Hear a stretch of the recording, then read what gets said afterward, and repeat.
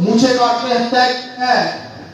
ये मैं किसी एक जाति को नहीं कह रहा, मैं उन लोगों को कह रहा हूं जिनके नाम के सामने लगा होता है, जो हमारे मुंह पर पेशाब करते हैं। इनकी औकात है, इनकी हैसियत है कि तू कह रहे है इनकी हिम्मत। लेकिन नहीं, मेरा समाज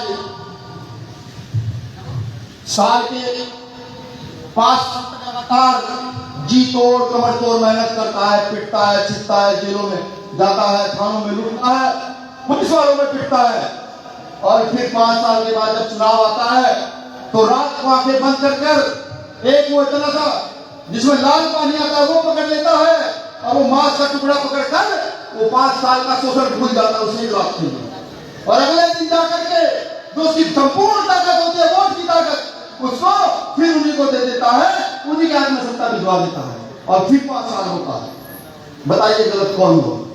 गलत हम लोग हुए या वो लोग हुए जो लगातार शोषण कर रहे हैं?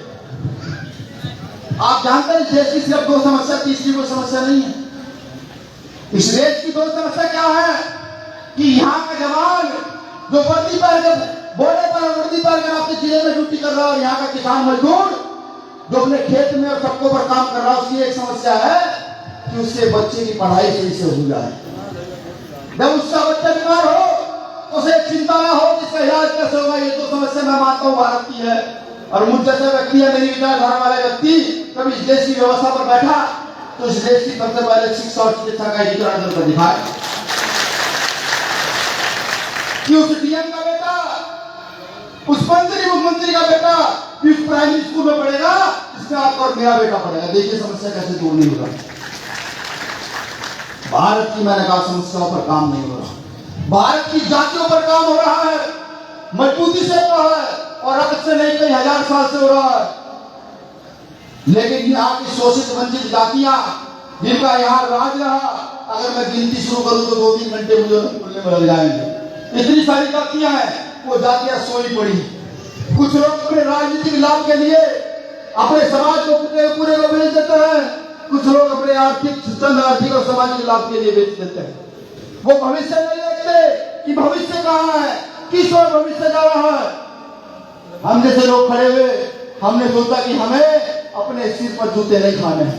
आने वाली नस्लें जब जवान हो तो वे नहीं भीम आर्मी के लोग आए थे, आरक्षण के खिलाफ करने वाले लोगों के साथ लड़े थे, जो लोग जनगणना पर लोग उनके साथ लड़े थे।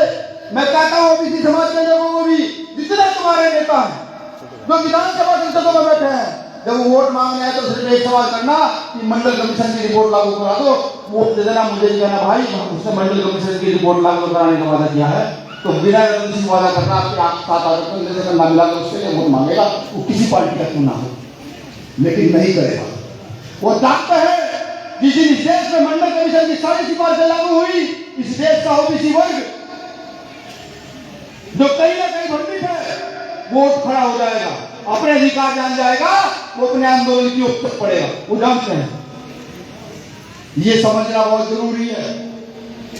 ये बहुत जरूरी है समझना कि वो इतना बड़ा षड्यंत्र कैसे हम लोगों के खिलाफ कर जाते हैं, और हम लोग उनके षड्यंत्र में फंस जाते हैं।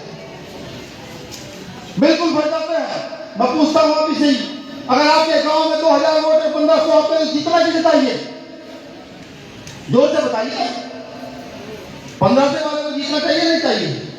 जीतता कौन है? 100-200 वाला। मैं जानता हूं आपको कुछ से मन में एक बात और भी आ रही होगी कि विनय रतन भीम आर्मी का राष्ट्रीय अध्यक्ष बात सामाजिक करनी चाहिए, बहुत राजनीति करने लगा है। अब से 5-7 साल पहले, 8 साल पहले, 10 साल पहले मेरे दिमाग में भी ये बात सेट की गई। जब कोई राजनेता मेरे गांव में आता था, मैं उसका विरोध करता था, मैं उससे कहता था तू समाज की बात कर, राजनीति की बात मत कर। अब समझ आता है ये आरएसएस का एक प्री प्लान षड्यंत्र है, साइकोलॉजिकल षड्यंत्र। किस देश का दलित, पिछड़ा, आदिवासी, मुसलमान अपने राजनीतिक अधिकारों की बात ही ना कर पाए। सही मायने में राजनीतिक बात सबसे पहले कीजिए, सामाजिक और आर्थिक बात सबसे बाद में कीजिए। गली चौक चौराहे मोहल्लों पर बैठकर सबसे पहले सोचिए कि वोट किसको देना है, सरकार किसको बनानी है, कि वो आपका एक वोट आपके गली मोहल्ले की सुरक्षा कर सकता है, वो आपके एक नल जो खराब सब्जियों से बना उसको ठीक कर सकता है, वो आपके जिले प्रदेश को ठीक करके रख सकता है, वो आपका एक वोट। लेकिन अफसोस हम ना जाने किस भ्रम में रह जाते हैं। डरने की आवश्यकता नहीं है। दो लोग ये कहते हैं कि भाई डर लगता है, गांव में 4 घर हमारे हैं, 100 घर उनके हैं, तो डरने की आवश्यकता नहीं है। मेरा मानना कि जीवन एक बार मिला और एक ही बार चले जाना। जो जिया है वो मरेगा। हो सकता है कल एक्सीडेंट से मौत हो जाए। जब किसी के एक्सीडेंट में मौत होती है, जब किसी के एक्सीडेंट में मौत होती है, क्या उसका नाम स्वर्ण में लिखा जाता है? और आंदोलन करते होती है तब बाबू जगदेव प्रसाद कुशवाहा उदाहरण है, उसका नाम स्वर्ण में लिखा जाता है। मैं इसलिए ये बात कह रहा हूं कि मैं ये नहीं कह रहा कि उठाओ नहीं, लेकिन अपने ऊपर शोषण भी मत होने दो। शोषण होने से अच्छा तो मर जाओ लड़ते लड़ते, वो ज्यादा सही। ये मेरी विचारधारा।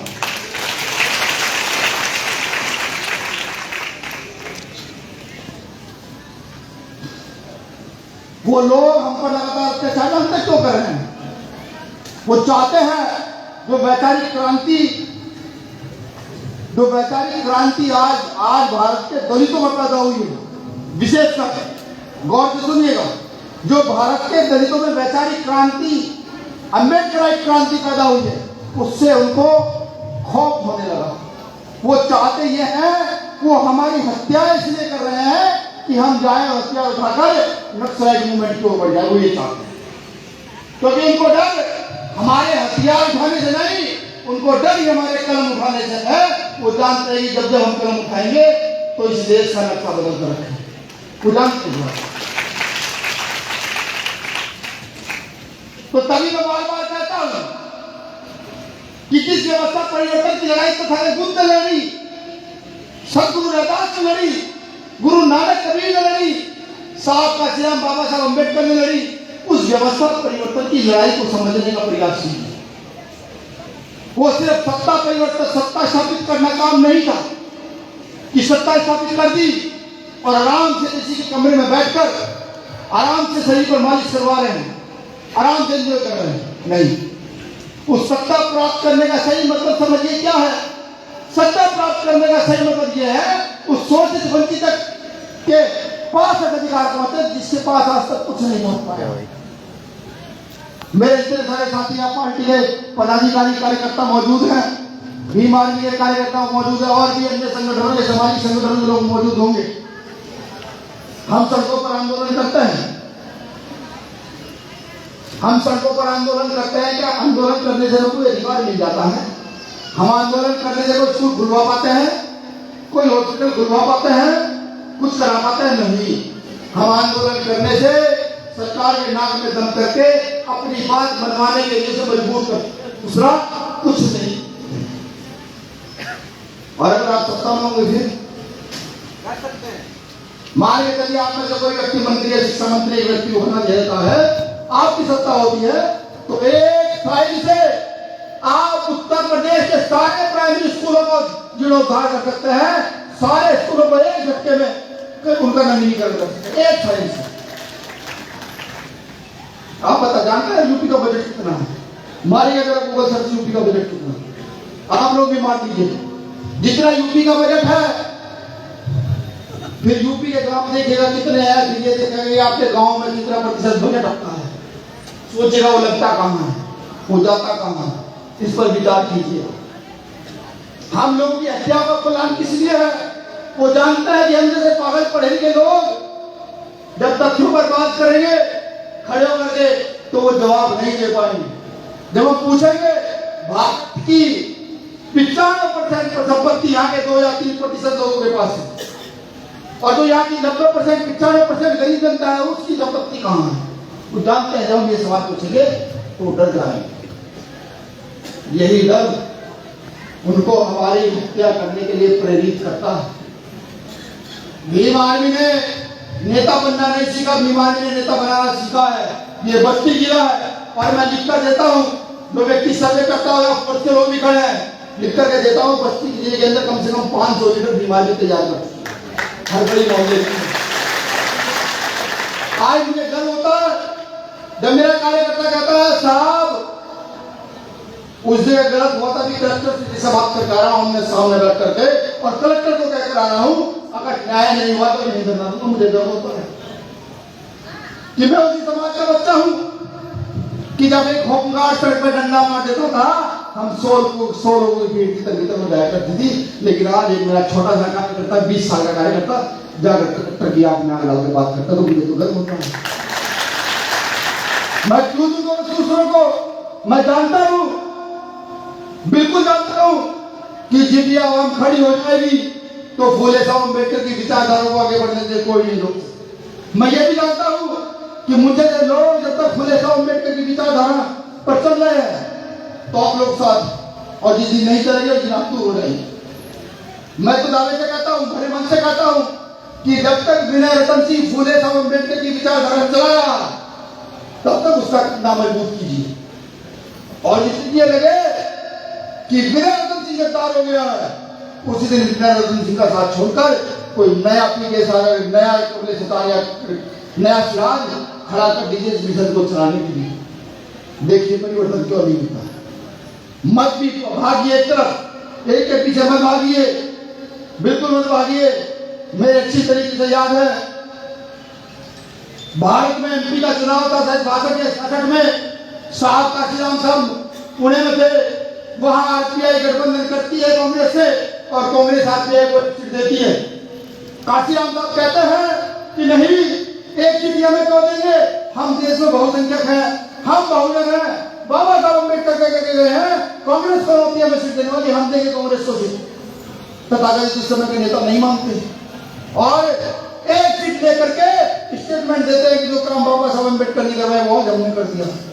काशी साहब रोते तड़पते हैं, प्रयास करते हैं, आगे बढ़ते हैं और उत्तर प्रदेश को अपना टारगेट बना करके यहां पर फूले साहब अम्बेडकर की विचारधारा की सत्ता स्थापित कर देते हैं। और जाते हैं महाराष्ट्र में, कहते हैं कि मैं काशीराम जो ये सोचता था कि फूले साहब अम्बेडकर की विचारधारा पर सत्ता स्थापित नहीं हो सकती, मैं काशीराम मैंने उत्तर प्रदेश में कर दिखाया है। लेकर चलता हूं कई हजार साल पीछे, सम्राट अशोक के बाद, जब सम्राट अशोक का राज था, जब चंद्रगुप्त मौर्य का राज था,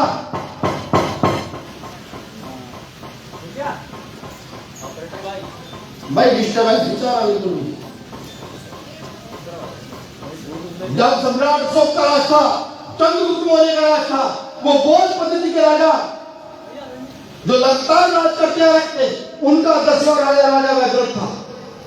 बड़ा इतिहास में पढ़ाया होगा, ये हिस्ट्री है भारत की, कि उस 10वें राजा ने सिर्फ एक गलती की, उसने समता समानता की विचारधारा छोड़कर असमता समानता वाले विचारधारा के लोगों से अपने संपर्क साधे और अपने राज को खत्म करने का काम किया। ये मैं नहीं कहता, ये विनय रतन सिंह नहीं कहता, ये भारत में इतिहास की किताबें कहती है कि वो राज जो हजारों साल चला वो एक गलती से खत्म हुआ। क्या वो बात दोबारा नहीं देखने पाती? क्या वो कुछ सुन याद नहीं आता जिसे राजा वैद्रथ का हाल बोतों का हजारों साल का इतिहास खत्म किया, वो याद नहीं आता? पढ़िएगा, समझिएगा। क्या काशीराम साहब के बाद आपको पुष्पमित्र सिंह जिंदा होता नहीं दिखता? क्या नहीं दिखता कि हाथी को कैसे निकल दिया गया है? क्या नहीं दिखता फूले साहब अम्बेडकर की विचारधारा को कैसे कुचला गया है? याद कीजिए काशीराम साहब का स्टेटमेंट, जो महाराष्ट्र में कहते हैं कि जो लोग ये समझते थे फूले साहब अम्बेडकर की विचारधारा पर सत्ता स्थापित नहीं हो सकती, लेकिन मैंने कर दिखाई वो स्टेटमेंट क्या है। जब बात आती है वैचारिक शक्ति की, तो मैं तो आरएसएस से लोगों को कहता हूं कि जिससे छोड़ो मापने, वो कम से कम अपनी विचारधारा पर अड़ी है और उस विचारधारा पर चलते हुए आज देश में स्थापित है। और हम जिनकी विचारधारा से भी प्रभावी है कि एक देश क्या पूरे विश्व में और पूरे विश्व क्या कभी किसी और तारामंडल पर दुनिया स्थापित होगी तो फूले साहब अम्बेडकर की विचारधारा को तोड़ नहीं सकती। हम उस विचारधारा के लोग, इतने मजबूत लोग, राज स्थापित किए हुए लोग, और आज हारे बैठे हैं। आज हमारा राज कहां है? आज हम दिल्ली ला रहे हैं, क्या करें? हमारी आवाज कौन उठाए? ये मेरा कहने का औचित्य क्या है? ये कहने का औचित्य सीधा सीधा ये है कि व्यक्ति विशेष के चक्कर में पड़ना मूर्खता ही।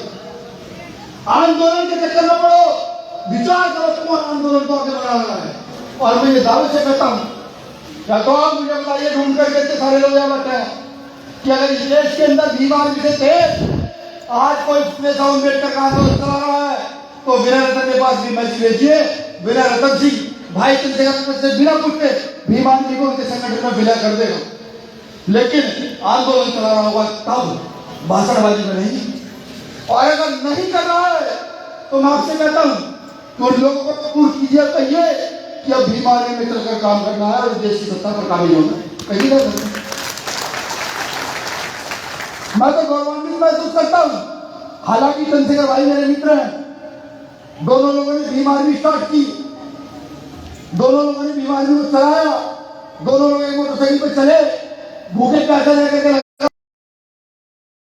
गौरवान्वित होकर कहता हूं कि वो चंद्रशेखर मेरे नेता हैं, इसलिए कि जब कहीं गलत घटना घट जाती है और वहां जाते हुए लोग डरते हैं तो वो व्यक्ति मुंह पर हाथ मारकर वहां पहुंचकर जाकर कहता है कि हम अड़ेंगे सामने नहीं किसना के नाम है।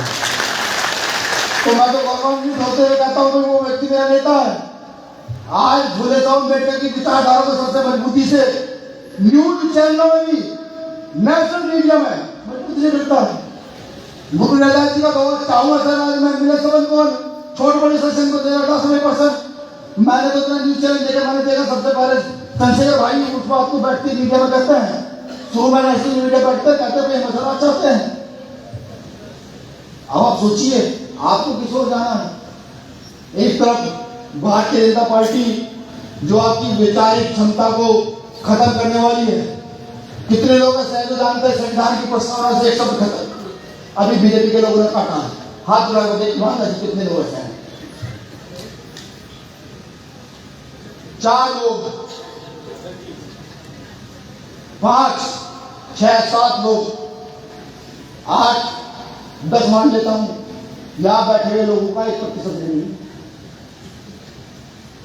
मजबूत है। 5000 साल की मनुस्मृति को रौंद कर एक व्यक्ति अपना सब कुछ उठाकर 5000 साल के बाद यहाँ की औरतों को अछूतों को अधिकार देकर जाता है भारतीय संविधान के रूप में, और जिनको अधिकार देकर जाता है उनको आज तक ये नहीं पता लगा कि कई महीने हो चुके हैं भारतीय संविधान की प्रस्तावना से एक शब्द कट कर दिया गया है। अच्छा ईमानदार से बताओ निकम्मा कौन है? बरोबर हम निकम्मे तो दूसरों गाली क्यों दे? बताओ क्यों दे? मुझे पता लगा, मैंने आरटीआई मांगी, उन्होंने लिख दिया कि अभी जानकारी देने में वो है सक्षम नहीं है। अभी 26 अलीपुर रोड दिल्ली में परसों की बात विश्वकर्मा जी की पूजा हो रही, मुझे विश्वकर्मा की पूजा से अर्ज नहीं है, लेकिन बाबा साहब के घर पर स्पेशल जाकर एक मंडली विश्वकर्मा की पूजा करती है। इसलिए बाबा साहब तो अम्बेडकर तो आडंबर के खिलाफ थे, फाइल तो करती है। एक तरफ मुसलमान की नमाज पढ़ लेता है तो बीजेपी के लोग हाहाकार मचा देते हैं, जैसे वो मर गए हों, गड़ गए हों, सांप टुकड़े काट लिया उनके। और एक तरफ वही लोग जाकर के जाते हैं बाबा साहब अम्बेडकर के घर और विश्वकर्मा की पूजा करते हैं। तो पूजा का काम मंदिर में है ना, घर में थोड़ा ही। अगर कोई जाके कहने लगे मैं पहले आके घर में जाकर पूजा करूंगा तो करने देगा क्या? सोचिए वो कहां सोच बैठे हैं। और अभी सत्ता आई है, सन 2018 में जब सतगुरु रविदास का आंदोलन चला, सबका पता लगा होगा कि उस आंदोलन में जेल गए थे, अधिकतर साथी इस आंदोलन में पहुंचे थे। मैं चंद्रशेखर भाई और 94 लोग हमारे साथ जेल में थे। तो मैंने वहां मोहन भागवत के इंटरव्यू सन 2005 की इंटरव्यू किताब पढ़ी, उसमें जो आज वो कर रहा है वो उसका साफ साफ लिख रखा है तो ये करेगा। अब सोचिए वो सन 2005 में बातों को कह करके लिख कर कर रहा है, और बाबा साहब मेरे घर से 50 साल पहले लिख के चले, हम आज नहीं कर पाए। गलती किसकी है? दोष बताओ, ऐसे नहीं है हमारी गलती। तो उस गलती को सुधारा कैसे जाए, किस तरीके से उसको सुधार करके इन मनु की औलादों के साथ लड़ा जाए। आज तो सब लोग सरकारी कर्मचारी बैठकर कहते हैं नहीं बीजेपी की बहुत अच्छी वो है, हम तो धर्म के मामले में खुश हैं। आज गणपत भी कहता है, आज सवर्ण भी कहता है, बहुत सारे दलित भी कहते हैं। मैं पूछना चाहता हूं, क्या किसी देश की व्यवस्था धार्मिक आधार पर चलाई जा सकती है जो देश सेकुलर हो? यहाँ बौद्ध है, यहाँ पारसी है, यहाँ हिंदू है, मुस्लिम है, सिख है, ईसाई है, यहाँ रैदास को मानने वाले, कबीर को मानने वाले, फुले को मानने वाले, यहाँ कल्याण को मानने वाले, जो किसी धर्म को नहीं मानते वो भी हैं। चलाई जा सकती है नहीं। तो अम्बेडकर वादियों अपनी जिम्मेदारी को समझने का प्रयास करो। ये तो तय है, ये तो लिख लीजिए आप। बीमारी इतिहास, बीमारी का जन्म भारत में इतिहास लिखने के लिए हुआ है। बीमारी ने जो लड़ाई लड़ी, सदगुरु रविदास जी का आंदोलन जीता, सड़क पर उतरे, मार खाई, पूरी रात पुलिस ने पीटा, लेकिन सुप्रीम कोर्ट को मजबूर किया अपना निर्णय वापस करने के लिए। 650 साल पुरानी धरोहर बताई। 2 अप्रैल को सड़कों पर निकले, 13 लोग मरे, लेकिन सरकार को अपना निर्णय वापस करने के लिए मजबूर किया। ये संगठनात्मक शक्ति थी। इस संगठन की शक्ति को समझिए, नए नए रूप में आती है, आज हिमालय के रूप में आई है। और अगर वैचारिकता के तौर पर आप इस लीडरशिप को मजबूत कर दो, यहाँ बैठिए, आप लिख लीजिए। मैं सबके चेहरे को नहीं जानता, सबके परिवार नहीं जानता, लेकिन ये लिख के कह देता हूँ, इनमें से एक का भी पापा जो है ना विधायक या बहुत बड़ा मंत्री या कोई बड़ा बिजनेसमैन नहीं होगा, ये मैं लिख कर देता हूँ। अगर इनका पापा विधायक मंत्री होते या बड़े बिजनेसमैन होते, ये इस लाइन में ना बैठे होते हैं ना। ये तो कहीं आराम से पैसे दे करके राज्यसभा की सीट लेके बैठे होते। ये सब गरीब परिवारों के लोग हैं। और याद रखिएगा, जिस दिन आजाद समाज पार्टी विधायक बनाना शुरू करेगी ना, तो इस पूरे देश में विधायक बनाएगी और वंचित गरीब लोगों को विधायक बनाएगी। आप लिख लीजिए मुझसे। तो मैं तो यही कहता हूं कि इस लड़ाई को मजबूत कीजिए। जो लोग आज हमारी हत्या करना चाहते हैं, उनको ये बताइए कि तुम चंद्रशेखर की हत्या कर दो, तुम वीरनाथन की हत्या कर दो, तुम पीके सागर की हत्या कर दो, तुम कमलेश सदान की हत्या कर दो। हमने इनके जैसे बहुत सारे लोग पैदा कर लिए। तुम 4 की हत्या करोगे, हम 4000 करेंगे। ये बताइए। अब एक मामला जम्मू कश्मीर का आया। जम्मू कश्मीर के कुछ मुस्लिम गुर्जर है, वो एसटी में वहां आते हैं। तो वहां की सरकार ने मनु की व्यवस्था के अनुसार उनको अदर कैटेगरी में डालने का प्लान बना लिया और वहां के तथाकथित स्वर्ण जो है उनको एसटी में डालने का प्लान बना लिया। वो चंद्रशेखर भाई के पास आए थे, हम दोनों साथ थे, उनसे बात की, भैया ये बात तो बिल पास होने वाला है। तो नेताजी ने ट्वीट किया, एक ट्वीट से हलचल मची और वो बिल पास होने से रुक गया।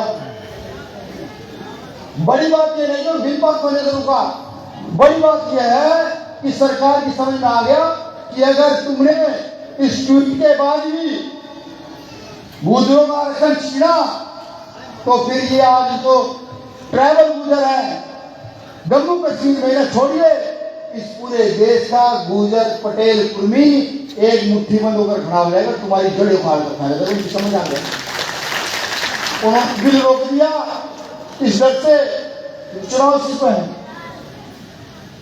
अगर कहीं सामाजिक क्रांति को आज जन्म देना है, सामाजिक क्रांति को बढ़ाना है, उसके लिए राजनीतिक क्रांति की आवश्यकता है।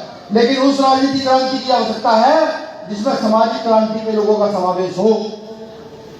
मैं तो कहा कई बार मंचों से बीजेपी के लोगों को कि ये जो पितृसत्तात्मक प्रणाली इस देश में लागू हो गई है कि बाप विधायक तो बेटा भी विधायक बन जाएगा, बाप मंत्री तो बेटा मंत्री बनेगा, ये प्रणाली बीमारी भी खत्म करेगी। बाप विधायक होना हो, अगर बेटे में क्षमता है तो वो विधायक जरूर बन जाएगा, चाहे वो किसान का बेटा हो, चाहे वो मुच्छ का बेटा हो। इसीलिए सबको परेशानी है। ये व्यवस्था कर खत्म करना चाहते हैं और ये चाहते हो कि आंदोलन 50-100 साल के लिए स्थापित हो। तो तथागत बुद्ध ने संघ के निर्माण की सलाह दी थी। संघ के निर्माण की। संघ समझते हैं? कितने लोग समझते हैं संघ? संघ का मतलब एक समूह। ये जो ये समूह यहां बैठा हुआ है इसको संघ कहते हैं। ये जो बैठे हैं हम लोग, तो संघ के निर्माण की बात करी थी। बीजेपी ने उस संघ का निर्माण कर दिया और बाबा साहब अम्बेडकर के लोग, बुद्ध के लोग उस संघ का निर्माण नहीं कर पाए। उस संघ के निर्माण की बारी है, बिल्कुल बारी है। अब क्योंकि जमीन पूर्वांचल की है, क्रांति का खंड होता है। इस जमीन पर एक शेर पैदा हुआ, मीर अब्दुल हमीद, जिसने पाकिस्तान को बताया कि भारतीयों में कितनी ताकत है। पूर्वांचल की जमीन पर तो सारे गाजीपुर के रहने वाले थे, गाजीपुर के हैं। तो ये वो क्रांति बनी है।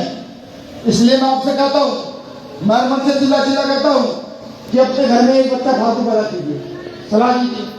ऐसी की तहसील की जनसंख्या एक बच्चा पैदा कीजिए, बच्चे को दीजिए बीमारी को, कहिए कि सर बीमारी को हम समर्पित करते हैं।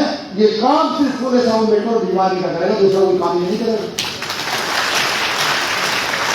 हम देखते हैं तथागत बुद्ध, रैदास, नानक, कबीर, फूले साहब अम्बेडकर का राज 100 साल के लिए स्थापित देश में कैसे नहीं होगा? बिल्कुल होगा। मुझे पूछा मेरे मित्र ने, कह रहा यार तुम बहुत अम्बेडकर की बात करते हो, तो तुम्हें राज स्थापित कर देते तो तुम्हें मार दो। नहीं, मेरे महापुरुषों ने सिखाया ही, हाँ जितना तुम पर ज्यादा है वो छीन लूंगा, ले लूंगा, और जिन पर नहीं होने देता वो काम जरूर कर दूंगा। ये मैंने कहा। मैंने तो कहा कि मेरे महापुरुषों ने शोषण नहीं सिखाया, शोषण करना सिखाया नहीं, ना किसी का अधिकार छीनना सिखाया। हाँ ये जरूर सिखाया कि अगर दूसरे अधिकार नहीं छीन रहे तो अपना भी उसको छीनने मत दो, अपना अधिकार दे दो। लेकिन ये समझेगा कौन, लाएगा कौन? मैं जब अपने भीम आर्मी कार्यकर्ताओं से बात करता हूँ, मैं पूछता हूँ कि कितने ब्लॉक है? सर 2 ब्लॉक है। एक ब्लॉक में कितनी न्याय पंचायत, कितनी ग्राम पंचायत है? तो हमारा कार्यकर्ता शांत हो जाता है, वो चुप हो जाता है। नक्की एक सेकंड का काम है, वो चाहे तो पैसा रुकिए, 1 मिनट में गूगल पर सर्च मार के बता देता सर 10 है, 50 है, 100 है, 500 है, लेकिन वो नहीं करना पाता। क्यों? इसलिए नेटवर्क सिस्टम स्थापित कीजिए। पहले निकालिए जितने गांव है, और एक गांव में 5 भीम आर्मी के कार्यकर्ता जरूर हो। मैं लिख के देता हूं, जिस दिन भारत के गांव में 5 भीम आर्मी कार्यकर्ता होंगे तो हम पर शोषण की घटनाएं 70% कम हो जाएंगी। 70%। आज मैंने कई ऐसी घटना देखी है कि जब कुछ गलत होने को आता है ना, तो वो लोग कहते हैं यार ना रहने दो, वो नीले पड़ने वाले होंगे, थाना गिर लेंगे, मंत्री की नहीं चलने देंगे, जब तक FIR दर्ज नहीं हुई जब तक इन लोग बैठे रहेंगे। ये मैंने खुद सुना है। अब ये सच है गलत ये तो मैं नहीं जानता, लेकिन अगर ऐसा है तो मुझे खुशी है कि मेरा कार्यकर्ता न्याय के लिए लड़ रहा है, खुशी होती है। आज जहां भारत को सोने की चिड़िया होना चाहिए था, वहां भारत धर्म और जाति की चिड़िया बन चुका है, बिल्कुल बन चुका है। आप गौर फरमाइए ना कि अगर यही चलता रहा, ये तो हिंदू मुस्लिम दिखाते यही चलता रहा तो क्या होगा? इस पाकिस्तान कैसे लग हुआ था? सोचिए, बुद्धिजीवी लोग पढ़े लिखे लोग होंगे ना, यहाँ पुलिस वाले भी खड़े, आप भी सोचिए पाकिस्तान कैसे लग हुआ था? अरे धर्म की लड़ाई से तो पाकिस्तान में लग हुआ था। 47 से पहले तो सारे इकट्ठे होकर लड़ रहे थे। 47 की भाई क्या फांसी करेंगे तो दोनों लोगों के, तो धर्म की लड़ाई को तो बढ़ाया गया था। आज क्या लग रहा है आपको? आज किसे बढ़ाया जा रहा है? बताइए किसे बढ़ाया जा रहा है? धर्म को बढ़ाया जा रहा है ना, यानी कि इस देश का द्वारा बंटवारा किया जा रहा है। कौन लोग करने के लिए तैयार हैं? क्यों करने के लिए तैयार हैं? खोजिए कौन लोग करने के लिए तैयार है और क्यों करने के लिए तैयार है, इसका सवाल खोजिए, गूगल और किताबों में खोजिए। मैं कहूँगा तो देशद्रोह मेरे पर कल ही लग जाएगा। खोज में जाकर तो ढूंढिए कि क्या है इसका, तो समझ आएगा आप लोगों को क्या है। भारत में लड़ाई 2 वर्गों की रही है, वर्गों के पिछड़ों की। भारत में लड़ाई रही है बुद्ध की और मनु की, इसलिए देश का बंटवारा बार बार कराया जाता है, दूसरा कोई कारण नहीं है। तुम लोगों को अधिकार ना मिले इसलिए बंटवारा कराया था, दूसरा कोई कारण नहीं। भीम आर्मी लड़ रही है इसलिए लोगों के पेट में दर्द है, रोज रोज नए स्टेटमेंट आते हैं। समाज के लोगों को तो समझना चाहिए कि राष्ट्र की जरूरत रहे, एक बार भीम आर्मी के लोगों का वक्त दें, ये समझना चाहिए। ये मेरी माई चल रही थी तो उनसे बात करनी थी, मुझे तो रूप निकलनी है यहाँ से, आपसे तो महत्वपूर्ण बात करनी थी, आएगी फिर ठीक है। तो इस लड़ाई को समझने का प्रयास कीजिए। आज शैक्षिक दृष्टि से कुछ हो ना हो, दलितों का उत्थान शैक्षिक दृष्टि से बढ़ रहा है, लगातार इसी ओर बढ़ रहे हैं, लेकिन जिस स्तर पर बढ़ना चाहिए तो नहीं बढ़ पा रहे हैं। अपने आप पे आपके हाथ में जो फोन है, ये आपकी जानकारी, आपका दिमाग आपके हाथ में दे दिया है। मैं तो कहता हूँ युवाओं से कि जो आप गली नुक्कड़ पर खड़े होकर रात को खाट पे लेकर फिल्में और गाने लिखते हैं, उसकी जगह एक महापुरुष की जीवनी पढ़ना शुरू कर दीजिए। 10 दिन 10 महापुरुषों की जीवनी पढ़िए, लिख कर देता हूँ, आप मुझसे वक्ता होंगे बोलिए, यहाँ खड़े होकर के मुझसे अच्छा नहीं ले पाए, पढ़िए, नहीं पढ़ते। मैं तो हाथ जोड़ के युवाओं से निवेदन करता हूँ, इस नशे ने नाश कर दिया हम लोगों का, इस नशे को लात मारिए, छोड़िए इस नशे को। मैं कहता हूं साथियों से, क्यों भीम आर्मी पाठशालाएं जो प्रशासन ने बंद कराई थी कभी, उन पाठशालाओं को फिर खोलिए, पढ़ाइए खोले साहब अम्बेडकर। देखिए 10 साल में यहां पर मिले पढ़ने वालों की सत्ता स्थापित हो जाएगी। लेकिन हमारे लोग नहीं कर पा रहे हैं, ये समझना पड़ेगा क्यों नहीं कर पा रहे हैं। आज मुख्यमंत्री प्रधानमंत्री हमारे पैर धो धो कर पानी पी लेते हैं, हमारे घर जाकर रोटियां तोड़ते हैं, भाई हम रोटी खाने पड़ेगी होटल की है, इससे हमारा सम्मान बढ़ने वाला नहीं है। कोई सोचता हो कि हमारे घर खाना खा लेगा, इससे हमारा सम्मान बढ़ने वाला नहीं है। मैं तो साफ कहता हूँ, मेरे घर में आज फालतू नहीं है ऐसे लोगों को खाना निकालने के लिए, बिल्कुल नहीं है। अब आप सोचिए क्या करना है। अभी तो लड़ाई शुरू हुई है, ये लड़ाई जो बताई गई तो स्टार्ट है, अभी तो लड़ाई बढ़ेगी जब यहाँ के जुडिशरी में अपनी हिस्सेदारी मांगी जाएगी, पूछा जाएगा सुप्रीम कोर्ट में कितने दलित और कितने ओबीसी हैं। ये लड़ाई तो बढ़ेगी जब यहाँ की यूनिवर्सिटी में पूछा जाएगा कितने लोग हमारे कॉलेजों के चेयरमैन है, कितने ओबीसी चेयरमैन है, जब पूछा जाएगा लड़ाई तो बढ़ेगी। अभी तो लड़ाई शुरू हुई है। तो साथियों मेरा निवेदन है, हो सकता है आपको कुछ चीजें बुरी लगी हों, लेकिन फिर मैं कहूँगा कि हम जैसे लोग जो कहीं ना कहीं सैद्धांतिक तौर पर परिपक्व तो नहीं हुए, धीरे धीरे परिपक्व होने का प्रयास कर रहे हैं। हम जैसे लोगों के कंधे मजबूत कीजिए, हम जैसे लोगों को आगे बढ़ाने का काम कीजिए। अपने क्षेत्र में, अपने गांव में भीम आर्मी का कंधा मजबूत कीजिए, जिससे कि हम इस लड़ाई को मजबूती से लड़ सके, जिससे आने वाली नस्लें हमें गद्दार ना कर सके, बिल्कुल ना कर सके। ये लोग जो अत्याचार कर देते हैं, इनके मन में खौफ हो कि नहीं ये ऐसा करेंगे तो भीम आर्मी के लोग इनको सजा जरूर करा कर रहेंगे, ऐसा इनके मन में खौफ। मुझे पूरी उम्मीद है कि आज बस्ती सरजमी पर जिन साथियों के बीच में हूँ, वो साथी मेरी इस पीड़ा को सुन पाएंगे, क्योंकि जब जब देखता हूँ उड़ीसा की ओर, जब जब देखता हूँ छत्तीसगढ़ की ओर, जब जब देखता हूँ झारखंड की ओर, जब जब देखता हूँ यूपी बिहार की ओर, इस शोषण की घटनाएं बहुत बड़े पैमाने पर हैं। मैं कहता हूँ अपनी माओ से भी कि वो जो हर महीने के महीने एक कंडे को आग में सेक करके और उसको बिना घी छिड़क छिड़क कर फूका जाता है, वो फूकता है ना महीने में एक बार, एक गुस्सा गुस्सा तो जानते हैं ना आप लोग, उसे आग में जलाया जाता है और फिर घर में कोने में धर उसको घी गिरा, और जो बच्चा छोटा हो बड़ा होता है आज भाई तू घी गिर इसमें फलाने देवता को मनाना है, मनाया जाता है ना। भाई ये नहीं मुझे पता है, मुझे तो इतना पता है कि वो घी उसमें फूकने से अच्छा है उस बच्चे को खिला दिया जाए, उसके दिमाग का देवता जाग जाएगा, उस घी को आग पर डालने से जागने का।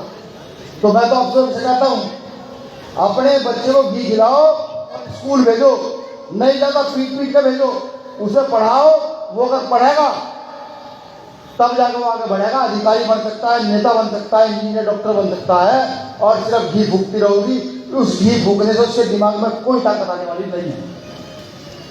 घर की महिलाएं अगर सुधर जाए, आप लोग सुधर जाओ, आप लोग नंबर से बाहर निकल जाओ। ये पुरुष तो निकले हुए हैं, हम नहीं जाते नंबर की ओर, वो तो तुम जबरदस्ती भेज दो। ये करना पड़ेगा जी, नो हो जाएगा। आज बुखार है, आज माता गया, आज पिता गया ना, प्रकृति ईश्वर है। ये हवा, ये पानी, ये पेड़, ये ईश्वर है और कोई ईश्वर नहीं है। और हवा सब में आती जाती रहती है, हवा आएगी जाएगी नहीं तो आदमी जिंदा नहीं रहेगा। पानी व्यक्ति का शरीर 70% है। तो जब इससे भगवान आप पहले से मौजूद हैं तो माता पिता आने का कोई सवाल बनता है क्या? बताइए मुझे, बनता है? नहीं बनता ना। तो चाहे कितनी मेरी माए बहनें हैं जो आडम्बर से दूर रहेगी, घी नहीं फूकेंगे, आप खरीदे तो बताइए, ईमानदारी से उतरी क्यों? चलो जितनी भी छोड़ सकती है छोड़ें, लेकिन अपने आने वाली पीढ़ी को इन चीजों से दूर रखें। शुक्रिया, आप तुम लोगों ने मुझे सुना, शुक्रिया भाई। मेरी कड़वी बातें आपने सुनी, मुझे उम्मीद है कि आप इन बातों को अमल करेंगे। नीम आर्मी के साथियों का, आजाद समाज पार्टी के साथियों को घटना में यूज करेंगे। चंद लाइन में अपनी बात खत्म करूंगा।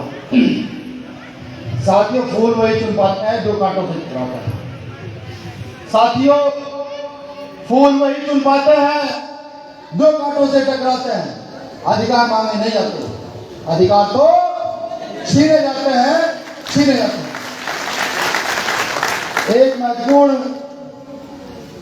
सन 2017 की घटना घटित हुई, कुछ याद आगे तो वो भी कर दूं। यहाँ कुछ चेहरे बैठे हुए जैसे डॉक्टर पी के सागर आ गए, कहा पी के सागर साहब, डॉक्टर पी के सागर, जब हवा हम लोगों के खिलाफ थी तो ये ऐसे लोग हम लोगों के साथ खड़े हुए और पूर्वांचल में चले। अरे भाई काम कैसे कर दिया है, पूर्वांचल में हम लोगों के साथ चले। ये कमले सचान कहाँ है? ये जब हवा हम लोगों के आसपास से भी गुजरी थी ना, मैं उस समय सभी पूरा कांड साड़ दूंगा और किसी अधिकारी के पास चले जाओ तो कितने को दो भाई, शाम को ही क्या कर देना। समय ये मुझे फोन करता है, भाई साहब हम आंदोलन के लिए तैयार हैं। मैं कहता हूँ भाई मर जाओगे, अभी कोई बात नहीं, देखा जाएगा। ये उस समय चलते हैं। ये निखिल नाम, ये उस समय के साथी और इनके साथ बहुत सारे साथी इनके साथ टीम के हैं, ये उस समय के साथी हैं। अब जब कहते हैं ना सब लोग मुझे तो तुम पूर्वांचल को प्रेम क्यों करते हो? इसलिए प्रेम करता हूँ कि जब हवा मुझे देखकर डर रही थी उस समय इन लोगों ने कहा भाई हवा डर रही थी, हम नहीं डर रहे, हम खड़े रहेंगे। तो ऐसे तमाम मेरे साथी, इनका मैं शुक्रिया अदा करता हूँ। ये अभी कमलेश सचान जी जो अपने पार्टी बनाई उसमें चले गए, कहना भैया मुझे राजनीति करना है, चले जाओ। अब राजनीति का काम हो रही है भाई, राजनीति तो राजनीति है, राजनीति मुद्दे का काम है। ठीक, अगर आप किसी का फायदा करोगे तो आपको वोट सपोर्ट वोट दे देगा, और आप सिद्धांत की बात करोगे तो आपसे नाराज हो जाएगा। तो एक कुछ दिन राजनीति में रहा, फिरने का भैया काम मुझसे हाथ चल नहीं पाया। तो मुझे तो पता था भाई, बच्चा पाल के तो मैं नहीं बड़ा कर रखा, मुझे पता था कि ये का जो है ये खोले को मेडकर का आंदोलन चला सकता है, राजनीति से नहीं है। लेकिन फिर भी मन रखने को राजनीति में गया, मैंने भेज दिया तो सब कहने लगे ये राष्ट्रपति का खास आदमी है। मैंने कहा भाई देखो, मेरा तो वो खास आदमी है जिसे मैंने पाल पोस के आंदोलन में बड़ा किया हाथों से, और इन लोगों को मैंने अपने हाथों से बड़ा किया है। क्योंकि अभी आजकल ये खाली भी है भाई, आपको प्रदेश समिति का सदस्य बनाया जाता है बीमारी की, और जल्दी आपकी जिम्मेदारी लगाई जाएगी हम साथियों के साथ। क्योंकि मेरी अपनी एक आदत है, मैं अपने पुराने कार्यकर्ता को नहीं भूलता। जो मेरा पुराना कार्यकर्ता वो किसी पद पर है नहीं है, मुझे कोई मतलब नहीं, लेकिन अगर मैंने उसे देख लिया और मैं मिला और मैं नहीं भी मिला, उसने मुझे बता दे भैया मैं अपना पुराना कार्यकर्ता हूँ, तो वो मेरे लिए इतनी वैल्यू रखता है जितनी भाई चंद्रशेखर आजाद रखते हैं, जितनी मैं अपने लिए वैल्यू रखता हूँ वो मेरे लिए इतनी वैल्यू रखता है। और यही नियम चंद्रशेखर आजाद जी का भी है। तो इसलिए घर को एक एक सिपाही से जोड़कर बड़ा करना है, आपको मेरी ओर से शुभकामनाएं। मुझे पूरी उम्मीद है एक छोटे भाई अभी और नए हमने इसमें प्रदेश कमेटी हमारी, मैं बबलू बबलू को मेरा नाम, ये छोटा भाई अभी बीजेपी की प्रदेश कमेटी में आया है। एक संगठन चलाता था योगी जी के खिलाफ। योगी जी ने कौन सी वाहिनी बनाई थी वो? अरे योगी जी ने कौन सी वाहिनी बनाई थी? हिंदू वाहिनी। इन्होंने अम्बेडकर वाहिनी बनाई गोरखपुर से, और इन्होंने अम्बेडकर वाहिनी बनाई और चलाई। जब इन्हें दिखा कि भाई ये काम कर रहे हैं तो पी के सागर साहब के साथ जाके ज्वाइन हो गए। पी के सागर साहब ने कहा भाई जिम्मेदारी दे दो। अब एक कमी और है हम लोगों में, हम पहले आदमी को निपुण को देखते हैं, ये कितने कम कर सकता है। ये व्यक्ति 1.5-2 साल वैसे ही अपना पूरा संगठन के बीच में आदमी में आगे कार्यकर्ता की तौर पर चलता रहा 2 साल लगातार। फिर जाकर 2 साल के बाद इसको कहा भाई ठीक है प्रदेश कमेटी है, तुम्हें सदस्य बनाया था, तुम गोरखपुर मंडल तुम खा करो। और ये पूरी मजबूती चल रहा है। मतलब ऐसे कि और भी बहुत सारे साथी हैं। तो मैं गौरवान्वित और सरोवर, मुझे पूरी उम्मीद है क्योंकि आप पूर्वांचल के शेर हैं, मजबूत सिपाही हैं। आप पूर्वांचल को मजबूत करने का काम करेंगे। और तमाम साथी हैं निजी हमारे पार्टी के सदस्य हैं, क्योंकि साहब आपका नाम भूल गया, अमित केसरी भी ये पुराने हमारे इस मंडल के हो रहे हैं अध्यक्ष, ठीक, हाँ प्रभारी।